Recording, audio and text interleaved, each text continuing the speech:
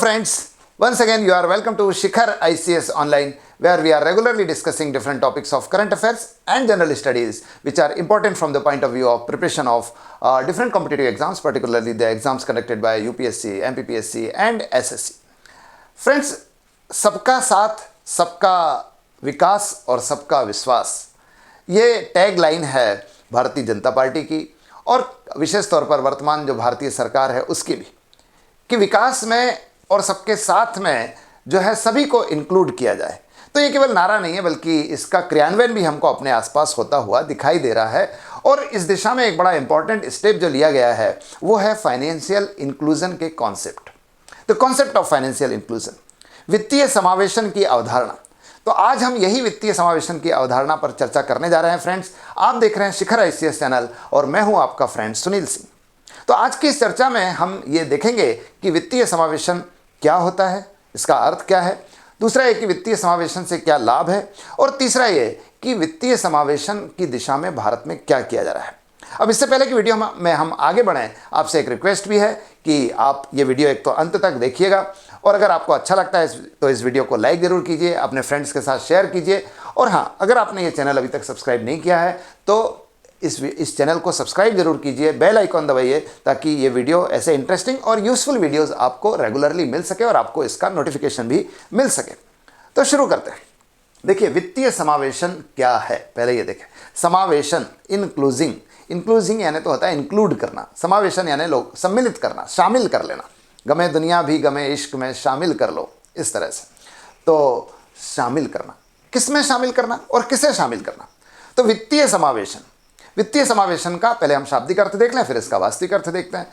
तो वित्तीय समावेशन का शाब्दिक अर्थ तो यह है कि वित्तीय सेवाओं में उन लोगों को भी समाविष्ट करना, उनको भी इसके दायरे में लेकर आना जो वर्ग, जो लोग, जो पक्ष अभी तक इसमें शामिल नहीं है। To include all the classes, all the people in the ambit of financial services which are deprived of it till the date.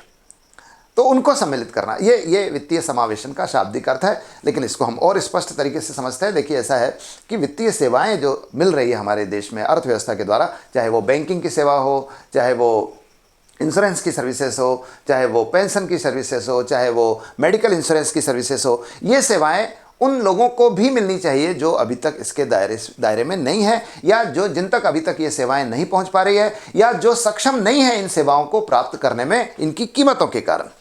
तो उनको भी बैंक की सुविधा, बीमा की सुविधा, इंश्योरेंस की सुविधा, पेंशन की सुविधा, जो मेडिकल इंश्योरेंस होता है उसकी सुविधा मिलनी चाहिए, खासतौर पे गरीब वर्गों को। तो ये मिलना चाहिए, ये कॉन्सेप्ट होता है वित्तीय समावेशन। तो अगर आप ऐसे कार्य करते हैं, ऐसी योजनाएं बनाते हैं, ऐसी स्कीम्स बनाते हैं, इकोनॉमी में ऐसे चेंज करते हैं ताकि ये वर्ग भी इन सेवाओं का लाभ उठा पाए, ये वर्ग भी इन सेवाओं के दायरे में आ जाए, तो ये कहलाएगा वित्तीय समावेशन, फाइनेंशियल इंक्लूजन। प्रश्न ये है कि किस लिए ऐसा होना चाहिए। देखिए, ऐसा है कि बैंकिंग की जो सेवाएं हैं, कि बैंक में आपका एक खाता हो, बैंक में आपको सेविंग अकाउंट मिले, बैंक में आपको करंट अकाउंट मिले, बैंक में आपको ड्राफ्ट की फैसिलिटी, बैंक में आपको चेक की फैसिलिटी, बैंक में आपको ATM कार्ड की फैसिलिटी, UPI की फैसिलिटी मिल सके, ये बैंकिंग सेवाएं हैं।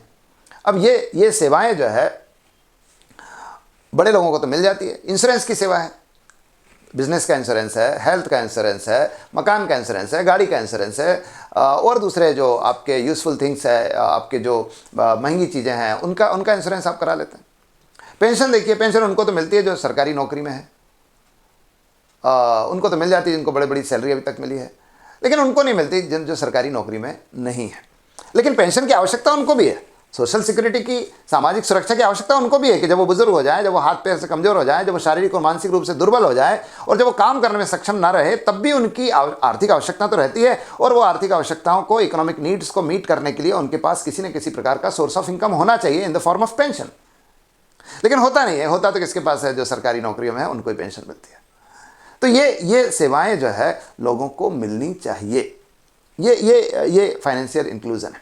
तो सही बात है। आप देखिए कि अगर आप एक अमीर आदमी है, कोई बड़ा उद्योगपति है, उस करोड़ों में 400, 500, हजारों, लाख करोड़ का जो है उसका टर्नओवर है, तो निश्चित रूप से उसकी आय भी ज़्यादा है। अगर आज उसकी मृत्यु हो जाती है तो उसके घर में खाने पीने के लाले नहीं पड़ेंगे, उसके घर में फाके नहीं पड़ेंगे, उसके घर में दाल रोटी की परेशानी नहीं आएगी। पर फिर भी वो इंश्योरेंस करा के रखता है और करोड़ों रुपए इंश्योरेंस में प्राप्त करता है, बावजूद इसके कि ठीक है इंश्योरेंस लेना चाहिए, लेकिन उसकी बहुत ज़्यादा हार्डकोर नीड नहीं है। लेकिन आप देखिए कि कोई मजदूर है, बिल्डिंग में काम करता है, मशीनों पे काम करता है, मान लीजिए बिल्डिंग से गिर जाए, मशीनों में कोई एक्सीडेंट हो जाए, डेथ हो जाए, तब तो उसके घर तो कल से चूल्हा ही जलना बंद हो जाएगा, बच्चों की पढ़ाई बंद हो जाएगी, कपड़े मिलना, रोटी कपड़ा मकान की दिक्कत होने वाली है। तो आप इस बात पर विचार कीजिए कि इंश्योरेंस की आवश्यकता किसको ज़्यादा है। निश्चित रूप से उस व्यक्ति को ज़्यादा है जो गरीब है, निश्चित रूप से उस व्यक्ति को ज़्यादा है जो निम्न आय वर्ग का है, लो इनकम ग्रुप का है। लेकिन उसको आप ये भी विचार कीजिए कि ये सेवाएं किसको मिल रही है, ये सेवाएं उनको मिल रही है जो हाई इनकम ग्रुप के हैं।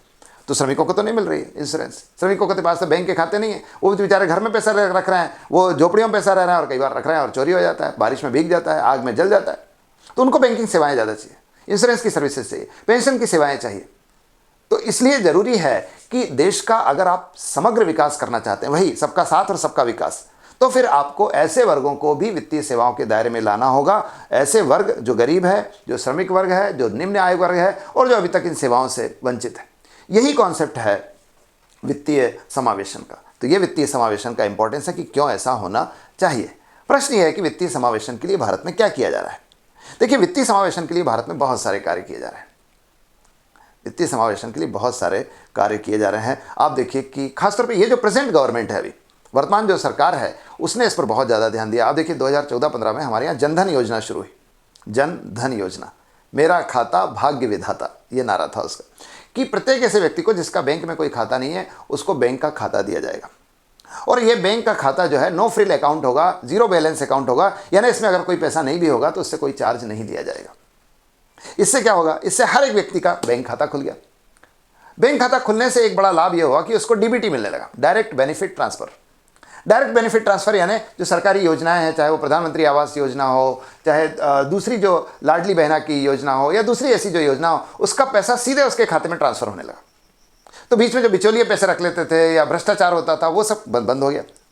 वो अधिकांश रूप से बंद हो गया, पूरी तरह से तो नहीं हुआ है लेकिन अधिकांश तौर पे बंद हो गया। तो डायरेक्ट बेनिफिट ट्रांसफर भी होने लगा जनधन खाते के कारण। आज आप देखिए कि भारत में 55 करोड़ से ज़्यादा ऐसे जनधन खाते खुल चुके हैं। तो सब लोग बैंक से लिंक हो गए। तो ये एक बड़ी चीज़ है। आप देखोगे जनधन खाते में अगर आप कोई रेगुलरली ऑपरेट करता है तो उसको ऋण सुविधा भी मिलती है। 5,000 रुपये तक की ओवरड्राफ्ट फैसिलिटी है उसमें, ऋण सुविधा भी है, बीमा भी है, 30,000 रुपये तक का जीवन बीमा और 1 लाख रुपये तक का दुर्घटना जीवन बीमा भी इंक्लूड है उसमें, तो वो भी मिलेगा। तो ये जनधन बीमा में हुआ। इसके अलावा आप देखिए कि इंश्योरेंस स्कीम है, प्रधानमंत्री जीवन ज्योति योजना है, जिसमें केवल 330 रुपये सालाना जमा करके आप 2 लाख रुपये तक का जीवन बीमा प्राप्त कर सकते हैं। केवल 330 रुपये सालाना जमा करना, केवल 330 रुपये की प्रीमियम है। तो इतना सस्ता प्रीमियम जो है, इतने सस्ता स्तर दर पर जो है बीमा उपलब्ध कराया गया है। या इसके अलावा प्रधानमंत्री सुरक्षा बीमा योजना है, जो दुर्घटना बीमा योजना है कि अगर एक्सीडेंट में किसी की डेथ होती है तो उसको 2 लाख रुपए तक का रिस्क कवर मिलेगा। और इसके लिए प्रीमियम बहुत ही कम है, केवल 12 रुपये सालाना, यानी 1 रुपये महीना। तो 12 रुपये सालाना जमा कीजिए और दुर्घटना बीमा प्राप्त कीजिए। तो निश्चित रूप से ये उन वर्गों तक भी मिल जाएगा जो मजदूर वर्ग है, जो श्रमिक वर्ग है। और आजकल तो बैंक सभी को लगभग अनिवार्य ही कर दे रहा है कि आप अपने खाते में करवाइए। तो इससे क्या हो रहा है, इससे बीमा के दायरे में वो लोग भी आ गए जो अभी तक इसके दायरे में नहीं थे। इसके अलावा आप देखिए कि एक अटल बिहारी वाजपेयी के नाम पर एक योजना हमारे यहाँ चल रही है, अटल पेंशन योजना। अटल पेंशन योजना, अटल पेंशन योजना में बहुत कम राशि अगर आप मंथली जमा करते हैं तो एक निश्चित आयु के बाद, 60 साल के बाद आपको पेंशन मिलेगी ताउम्र, पूरे जीवन भर। और ये 5,000 रुपये तक की पेंशन मिलेगी, जो एक बड़ा सहारा हो सकता है गरीब वर्ग के लिए। तो इसके द्वारा पेंशन उनको भी मिलेगी जो वास्तव में सरकारी नौकरी में नहीं है और सरकारी नौकरी में किसी बड़े पद पर नहीं है, और इसके बावजूद उनको रिटायरमेंट के बाद यानी एक निश्चित आयु के बाद जो है उनको पेंशन भी मिलेगी। इसके अलावा भी आप देखिए कि ऋण सुविधाएं हमारे यहाँ मिल रही अलग अलग योजनाओं के अंतर्गत। जैसे एक मुद्रा नाम की योजना है, MUDRA, micro unit development and refinance agency. ये एक एजेंसी है जो बैंकों के माध्यम से लोगों को छोटे छोटे ऋण दे रही है, माइक्रो फाइनेंस की स्कीम दे रही है, सूक्ष्म ऋण दे रही है, जिसमें अलग अलग योजना है। शिशु नाम की योजना है और किशोर नाम की योजना है, तरुण नाम की योजना है, जिसमें शिशु में 50,000 रुपये तक के ऋण दिए जाते हैं, किशोर में 50,000 से 5 लाख तक के ऋण दिए जाते हैं, और जो तरुण योजना है उसमें 5 लाख से 10 लाख तक के ऋण दिए जा रहे हैं, ताकि लोग अपना खुद का स्वयं का व्यवसाय शुरू कर सके, कोई सेल्फ एम्प्लॉयमेंट स्टार्ट कर सके। तो ये मुद्रा के अंतर्गत किया जा रहा है। तो स्वाभाविक रूप से इससे जो कम आय वर्ग के लोग हैं उनको भी ऋण के दायरे में लाया जा रहा है, so that they can start their own self employment. ऐसी ही एक योजना है प्रधानमंत्री स्वनिधि योजना। ये तो बहुत ही कमाल की योजना है, जिसमें स्ट्रीट वेंडर्स जो है, जो सड़कों पर रेहड़ी लगाते हैं, ठेला लगाते हैं, छोटे छोटे काम करते हैं, उनको 10,000 से लेकर 50,000 रुपये तक का ऋण दिया जा रहा है बिना किसी सिक्योरिटी के। उनको कोई सिक्योरिटी कागज जमा नहीं करना है, and they will get loan from 10,000 to 50,000 rupees.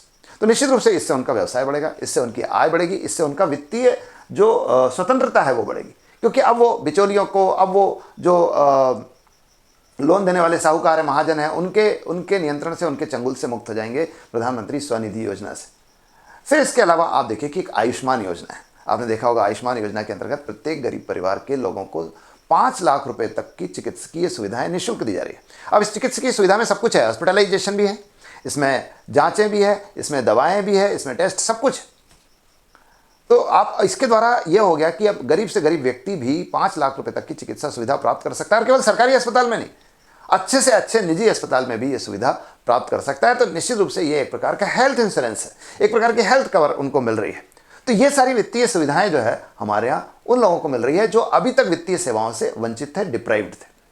तो ये कहलाता है वित्तीय समावेशन।